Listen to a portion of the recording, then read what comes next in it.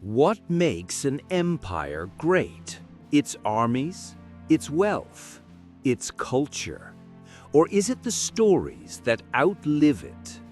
Over 2,000 years ago, a small town on the banks of the Tiber River rose to command lands stretching from Britain to the sands of Egypt.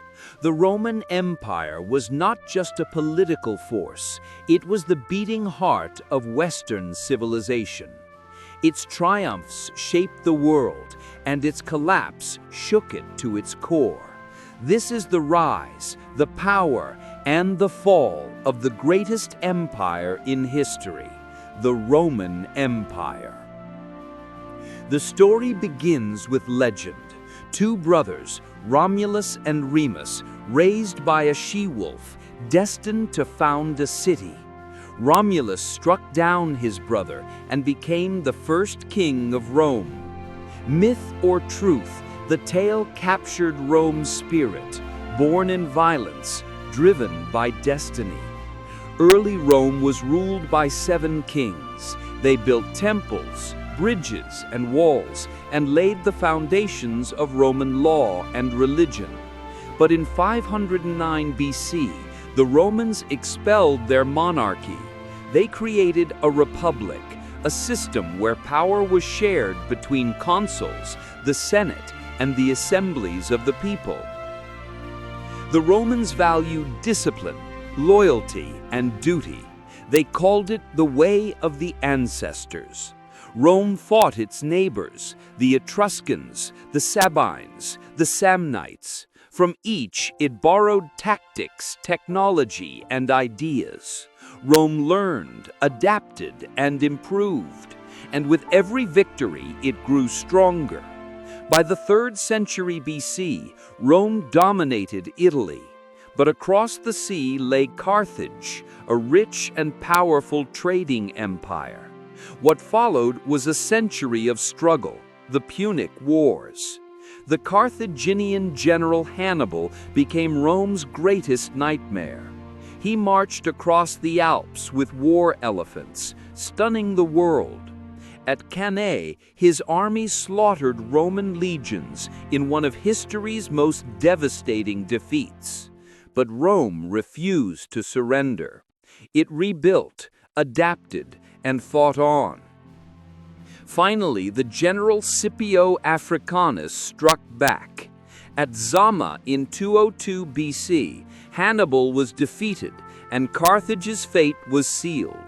By 146 BC, Carthage was destroyed, its fields burned, its people sold into slavery. Rome was now the undisputed master of the Mediterranean. Wealth and power flooded into Rome, but with it came corruption, inequality, and ambition. The Roman general Marius reformed the army.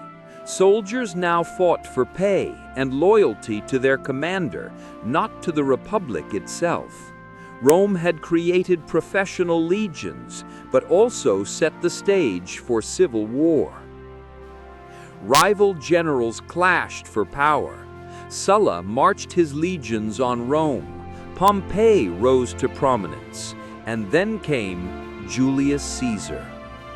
Caesar's conquest of Gaul brought glory and wealth beyond imagining. But when he crossed the Rubicon River with his army, he defied the Senate and ignited civil war. Victorious, Caesar declared himself dictator for life. Some saw him as a reformer, others as a tyrant. On the Ides of March 44 BC, he was stabbed to death by senators who claimed to be saving the Republic. But the Republic was already dying. Rome longed for order.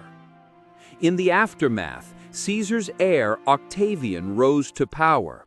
Defeating his rivals, he became Augustus, Rome's first emperor. Augustus rebuilt the state. He created a standing army, reformed government, and ushered in the Pax Romana, 2 centuries of relative peace and prosperity. Rome now stretched from the cold shores of Britain to the deserts of Egypt, from Spain to the rivers of Mesopotamia. Its legions were unmatched in discipline and power. Its roads and aqueducts connected the empire, carrying trade and ideas across continents. Its architecture, from the Pantheon to the Colosseum, still inspire awe today. But emperors varied. Some were wise, like Augustus, Trajan, and Marcus Aurelius. Others were cruel or unstable, like Caligula and Nero. Still, Rome thrived. Markets bustled, bathhouses steamed. Citizens filled amphitheaters to watch gladiators fight and chariots race. Roman law brought order, and Latin became the language of an empire. Rome had become the world's superpower, but beneath the marble and splendor, cracks were spreading. The empire was too vast, too costly to defend. Corruption drained its strength. Heavy taxes and dependence on slave labor weakened its economy. Emperors rose and fell in rapid succession, often by violence. Generals made and unmade rulers. In the late 3rd century, Emperor Diocletian tried to save the empire by dividing it in two, east and west. Each half would be easier to govern. For a time, it worked. Meanwhile, a new faith was rising, Christianity. Once persecuted, it spread rapidly through the empire. In the 4th century, Constantine legalized it and built a new capital, Constantinople, the new Rome in the east. The Eastern Empire would endure for centuries, but the West was dying. The frontiers crumbled under pressure from migrating peoples. Visigoths, Vandals, Franks, and Huns pushed into Roman lands. In 378 AD, at the Battle of Adrianople, Roman forces were crushed by the Goths. It was a shattering defeat. In 410 AD, Rome itself was sacked by the Visigoths under Alaric. For the first time in 800 years, the eternal city had fallen. And finally, in 476 AD, the last Western emperor, Romulus Augustus, was deposed. The Western Roman Empire was gone. And yet, Rome did not truly vanish. The Eastern Roman Empire, the Byzantines, survived for another 1,000 years, preserving Roman law, art, and knowledge. Roman roads became the arteries of medieval trade. Roman law shaped Europe's governments, and Latin gave birth to the languages of France, Spain, and Italy. And Roman ideals of citizenship and governance echo in modern democracies. Rome was more than an empire. It was a civilization, a story of ambition, brilliance, tragedy, and endurance. The Roman Empire may have fallen, but its shadow still stretches across our world today.